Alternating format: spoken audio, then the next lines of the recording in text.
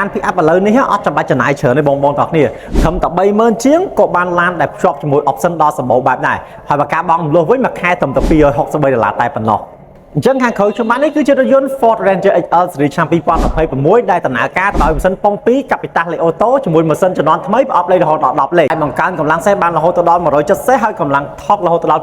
405 Newton-m ហើយបើនិយាយពីការសំចៃវិញបងប្អូនគ្នា100គីឡូត្រឹមតែ7លីត្រខ្លះតែប៉ុណ្ណោះហើយពន្ធផ្លូវមួយឆ្នាំបង់ត្រឹមតែ200,000រៀលតែប៉ុណ្ណោះហើយដោយសាររថយន្តមួយគ្រឿងនេះគឺជា Ford Ranger XL ស៊េរីថ្មី version 2អញ្ចឹងទៅលើ version 2គឺរូបរាងបងប្អូនមើលទៅឃើញប្លែកពី version 1គឺទៅលើ logo ស៊េរីថ្មីហើយនឹងច័ន្ទពណ៌ខ្មៅដែល design មកថ្មីអញ្ចឹង version 2នេះមិនត្រឹមតែប្លែកប៉ុណ្្នឹងទេយើងថែមរហូតដល់8 9ចំណុចទៀតតោះមកមើលមួយខ្ញុំដល់នេះតើថែមអីគេខ្លះអញ្ចឹងបន្ទាប់ពីចំណុចទី1ម៉ាស៊ីនថ្មីប្រអប់លេខថ្មី10លេខហើយនឹងយ៉ាន់ជំនាន់ថ្មីពណ៌ខ្មៅស្អាតហ្នឹងគឺយើងភ្ជាប់ជាមួយនឹងម៉ាស៊ីនចាក់បែកខាងក្រោយដែលធ្វើឲ្យអ្នកអង្គុយកាប៊ីនខាងក្រោយមានសភាពត្រជាក់បានលឿនជាងមុន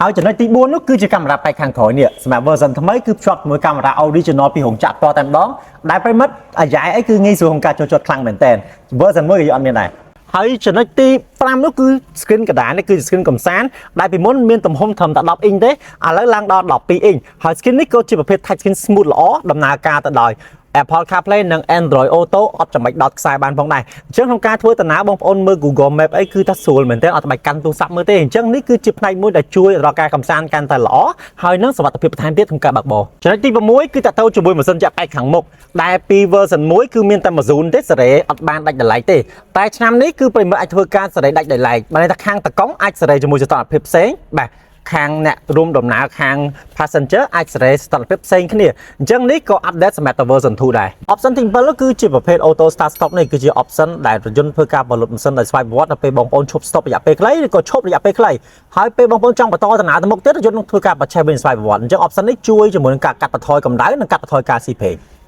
ទី8គឺជាប្រភេទប្រព័ន្ធ lock ប៉ងក្រោយដែលយើងហៅថា rear lock differential អញ្ចឹង lock ប៉ងនេះគឺជួយពេលដែលបងប្អូនចុះ off road ត្រូវការកម្លាំងឲ្យកាន់តែខ្លាំង